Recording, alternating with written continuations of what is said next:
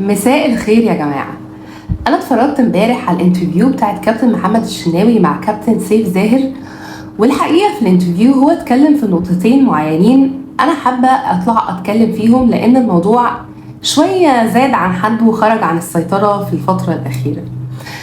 النقطتين دول لمسوا معايا برضو في مشهد كنت بتفرج عليه قريب كده لفيلم ستارز بورن اللي هو بتاع برادلي كوبر وليدي جاجا اللي هي كسبت فيه أوسكار.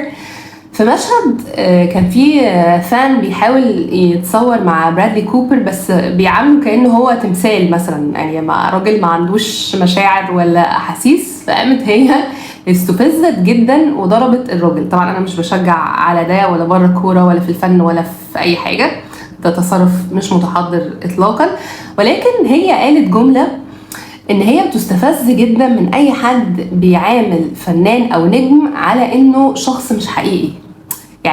يعني انت مسموح لك ان انت تعمل معاه اي حاجة او تقول له اي حاجة، وهو مش من حقه ان هو يرياكت على الحاجة دي. فانا يعني الجملة دي علقت معايا شويتين ثلاثة، لان في الفترة الاخيرة الاتيتيود او التصرف بتاع الناس ان هي بتعامل اي حد مشهور انه بجد الراجل ده او الست دي او البني ادم ده مستباح، هما يعملوا كل اللي احنا عايزينه، احنا اللي بنيناهم ودول في المكان ده بسببنا، فاي حاجة يعني حلال لنا. وده ابعد ما يكون عن الحقيقة. خلينا متفقين، وزي ما كابتن شناوي قال ان الجماهير دي احنا موجودين عشانها، وهي فعلا اللي مخليانا نجوم وهكذا. بس على الناحية التانية لازم نفكر ان النجم ده بقى نجم لان هو عنده مؤهلات النجم. ما في ناس كتير بتلعب في أندية غير جماهيرية وعندها كارير ناجحة سواء ماديا او محققة حاجات مع النادي اللي بتلعب فيه. يعني في ناس بتلعب بره الاهلي والزمالك وعادي ممكن تلعب في المنتخب وتحقق بطولات وهكذا. فالجمهور مهم، انت اللي بتعمل اسم وبتعمل صيت للاعب، بس اللاعب ده برضه بيحط his heart and soul، بيحط روحه وبيحط مجهوده في اللعبة، وهو في الاول وفي الاخر عايز ينجح عشان نفسه وعشان كاريره وعشان يعمل حاجة لنفسه. هو بيضغط نفسه وبيحط 100% و200% عشان يفرح الجماهير وعلشان يكون جزء من نجاح النادي او المنظومة اللي هو فيها، بس هو برضه بيبقى خايف على كاريره وعايز يبني حاجة لنفسه وعايز يكون شخص ناجح. انت طرف من معادلة النجاح دي، بس مجهوده واجتهاده الشخصي هو الاساس. فما ننساش ده، وما ننساش ان الشخص ده بني ادم حقيقي. هو كان بيقول كابتن محمد الشناوي، يعني كان بيقول في الانترفيو، وهو قالها قبل كده برضو لما استضافوه بعد مباراة لما رجع من الاصابة، وكان زعلان جدا ان مفيش حد بيقول له الحمد لله على السلامة، وكل الناس بتفكر مين هيلعب هو ولا مصطفى. فهو عنده مليون حق في ان هو يزعل في الحاجة دي. ده يا جماعة نجم كبير جدا، مش بس هو لاعب محوري في الاهلي وفي منتخب مصر، ده كابتن الاهلي. وزي ما هو قال هو جاله عروض كبيرة جدا من الخليج ومن مصر ومن حتت كتير، ومع ذلك فضل مكمل في الاهلي. هو مش بيقول انه انا يعني بتجبع على الاهلي، الاهلي كان له فضل عليا، بس هو الراجل نجم كبير. الناس بتنسى راجل راجع من اصابه، كتفه كان مكسور، ودي اصابه كبيره جدا لو تعلمون لحارس مرمى ممكن تنهي كاريره، او لو ما انهتش كاريره ممكن تاثر عليه بشكل كبير، تاثر على ادائه. هو راجل بيحاول يتعافى عشان يرجع لمستواه تاني، وانت بتفكر في حارس لسه طالع. مصطفى شوبير حارس هايل جدا وواعد جدا، وارقامه كانت خطيره في الوقت اللي لعب فيه في افريقيا والوقت اللي لعب فيه في الدوري او الكاس او whatever. however انت يعني شوف فرق الخبره، فرق السن، قاعد بتفكر مين هيلعب. اولا يعني يا جوارديولا النيل ما في مدير فني هو اللي يقول مين اللي يلعب ومين اللي ما يلعبش. والناس اللي بتقول لا اصل ما بيرضاش يقعد دكه لشوبير ما يقعدش، يا جماعه الراجل ده كان نجم لما كان مصطفى شوبير لسه مراهق صغير، فعادي من حقه ان هو ما يقعدش دكه. انتوا بتقارنوا ايه بايه اصلا؟ والناس دي نفوسها هاديه وراضيه، لان الراجل ده كان بيقول ان انا لازم ابقى مثال للحراس الصغيرين اللي معايا، لان هو الراجل ده مربيهم. فانتوا باللي انتوا بتعملوه ده، يعني لو مفيش اصلا حساسيات ومفيش والناس سالكه من ناحيه بعض، الحاجات دي اصلا ممكن تاثر على نفسيه اللاعبين، سواء الصغيرين او كابتن شناوي. فاللي هو انتوا بجد بتعملوا ايه يعني؟ وازاي احنا اصلا بننسى بسرعه قوي كده؟ يعني دلوقتي بقى الشناوي طول عمره حارس متوسط، اصل الشناوي مش حارس كويس، اصل لا مصطفى يلعب. طب ليه؟ يعني مصطفى قدامه العمر طويل، ممكن يطلع اصلا اعاره، ممكن يحترف. الشناوي نفسه ممكن يحترف. فاللي هو انت ليه عايز تقضي وتنهي على كاريره؟ لا يرجع ما يلعبش، اصل مستواه مش. طب ما هو من حقه ان هو يلعب عشان يقدر يرجع للفورمه بتاعته ويرجع لمستواه. وفي الاول وفي الاخر ولا المدير الفني ولا النادي هيرسك او هيخاطر بان هو يخسر بطولات على حساب ان هو يلعب لاعب معين. ماشي، ممكن نطلع ننتقد، ممكن نقول يا شناوي يا ريت ترجع لحالتك، مش عارفه ايه. ومع ان اصلا اكتر واحد بيبقى واخد باله من مستواه هو اللاعب نفسه. عادي، من حقنا لما يبقى مثلا الاداء مش قد كده ومستمر لفتره ان احنا نطلع نقول ليه بيحصل كده. لما مثلا منتخب زي ما المنتخب الاولمبي حصل له انه خسر خساره كبيره، طبعا لازم نطلع. القصه بتاعت الاهلي وصن داونز لما خدنا 5، اكيد لازم الجماهير تطلع تتكلم وتعبر عن استيائها من حاجات زي ده. بس مفيش لاعب في العالم مستواه مش بيتذبذب، مش بيمر بفترات بيكون فيها دون المستوى، او بيكون ماشي مستواه كويس، مش احسن مستوى او مش اللي احنا متعودين عليه منه. بس عادي، سنة الحياة بيرجع تاني، ومفيش حد دايم في اللعبة.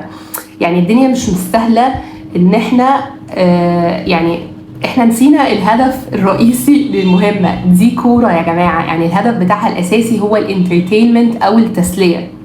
وزي ما شابوني كان قال في فيديو، يعني دي في الاخر كورة تمامها تتشاط بالرجلين. وشوفنا في الفترة الأخيرة حاجات كتير بتحصل سواء في الأهلي أو في أندية تانية، وإزاي ده تأثيره على اللعيبة، من الله يرحمه أحمد رفعت. وأقرب حاجة حصلت مع أحمد فتوح.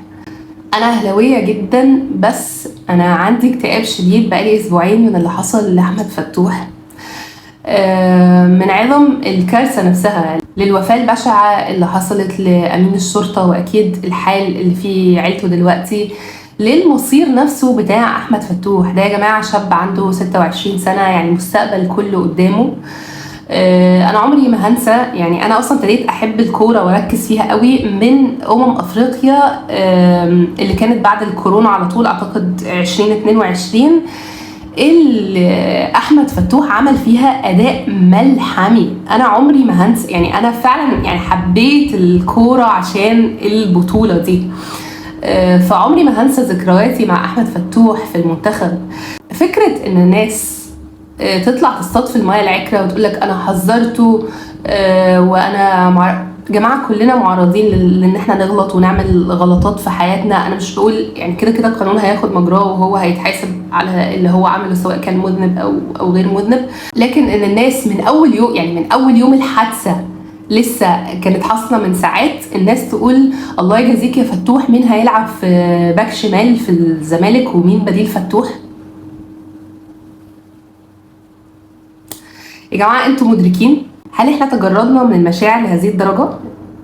يعني احنا بنفكر في بديل لاعب في كارثة حرفية ومأساة، يعني مأساة بكل ما تحمله الكلمة من معنى، وعمالين نفكر مين هيلعب في الحتة دي. ما اي حد يلعب في الحتة دي. انتوا بتتكلموا في ايه بجد؟ في اكبر من حادثة، اكبر من كده ممكن تفوق البني ادمين؟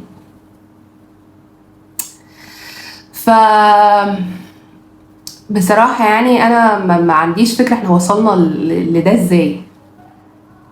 دي لعبة، المفروض ان هي الرياضة بترتقي بالأخلاق وبترتقي بالروح. بنطلع نناكف مع بعض، الأهلاوية بيطلعوا يناكفوا في الزملكاوية، وأنا شخصيا بقعد أعمل أغاني وبيراميدز والزمالك ومش عارفة ايه.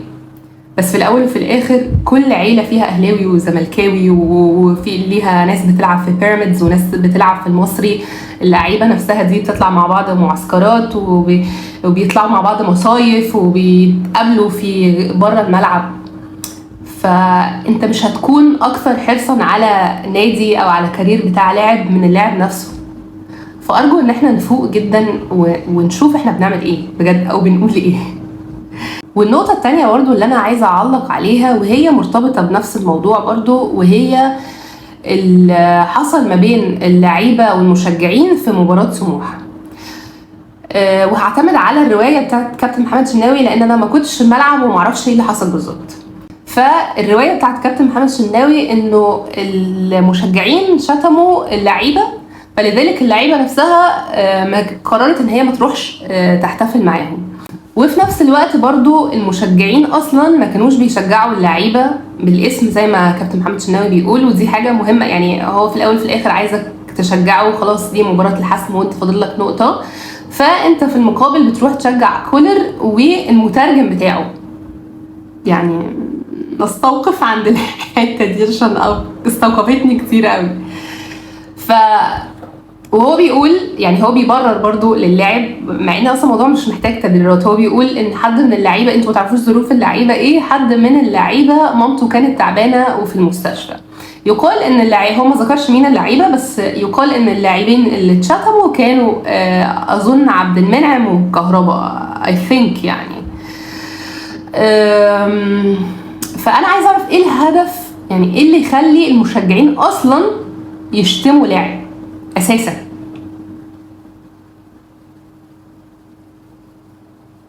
ليه؟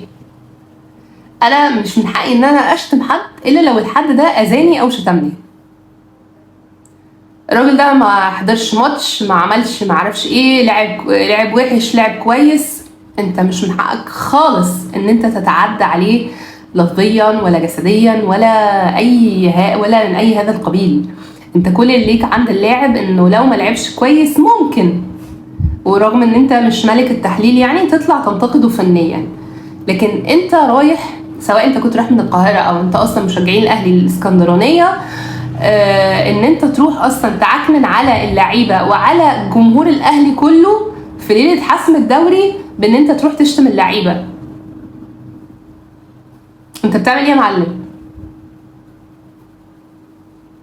هل ده يعني، انا مش شايفاه مبرر منطقي اطلاقا اطلاقا. انت راجل رايح تحتفل، يعني قاطع المشوار ده كله وقاعد في الاستاد بالساعات عشان في الاخر تشتم اللعيبه، وزعلان ان اللعيبه ما رضتش تحتفل معاك. الجماهير اللي كانت موجوده دي مش بتمثل جمهور الاهلي كله، لكن انتوا اللي كنتوا موجودين، وانتوا اللي كنتوا ظاهرين على التلفزيون، وانتوا اللي كنتوا في مواجهه مع اللعيبه. فاللاعب ليه حق ان هو يخش وما يحتفلش معاكم، بس عكننتوا علينا ليه؟ وبعدين يا جماعه، مع كامل احترامي يعني، ومع كامل احترامي لاستاذ خالد جواد او جوادي المترجم بتاع كولر، بس تشجعوا لي. يعني ايه الاضافه اللي هو عملها في حسم الدوري؟ يعني لو احنا جبنا اكس واي زي كان هيترجم عادي للراجل، لو الراجل استخدم جوجل ترانزليشن كان هيعرف يتواصل مع اللعيبه ان احنا في 2024. انا مش بقلل من قيمته، بس انتوا دلوقتي مين اللي حسم الدوري؟ مين اللي بيلعب ومتمرمط في قلب الملعب ده؟ بس يعني هما دول الحاجتين اللي انا كنت عايزه اتكلم فيهم. يعني احنا تمادينا قوي ونسينا خالص ان دي كوره، وان ده لعب، وان يوم كده ويوم كده، وانه ان اللعيبه دي بني ادمين عادي بيحسوا زينا، ليهم عينين بتقرا عادي الكلام اللي انتوا بتقولوه، ودان بتسمع النقد البشع اللي الناس بتقوله، ليهم اولاد، ليهم اسره، ليهم ناس بتزعل عشانهم. فاتمنى يعني ان الناس ترجع تفتكر تاني هي اصلا بتتفرج على الكوره ليه، وتنحي بقى الحاجات دي جانبا. انت مش هتكون اشد خوفا على النادي من ادارته ولا من اللاعبين اللي بيلعبوا فيه، ولا هتكون عايز مصلحة اللاعب اكتر منه. وما تنساش برضو ان اللاعب ده هو اللي عمل نفسه، مش انت اللي عملته. انت بتساهم ان اللاعب ده يبقى متشاف او يبقى له نجوميه معينه، بس اللاعب ده وصل هنا بمجهوده. ف يعني اتمنى ان احنا نشوف اختلاف الفتره الجايه الصراحه في التشجيع وفي الحال اللي احنا وصلنا له، لانه بجد الموضوع بقى مقرف. يعني مش كفايه اصلا اللخبطه اللي بتحصل في المنظومه كلها، فما تبقاش من كل ناحيه، يعني لانه خلاص بطلنا نبقى عايزين نتفرج على كوره في مصر اصلا، يعني فاهمين قصدي؟ فبس يومكم حلو، وقولوا لي لو انتوا متفقين في الرغي اللي انا رغيته ده، ولا انا مقفوره ولا ايه بالظبط. ثانك يو.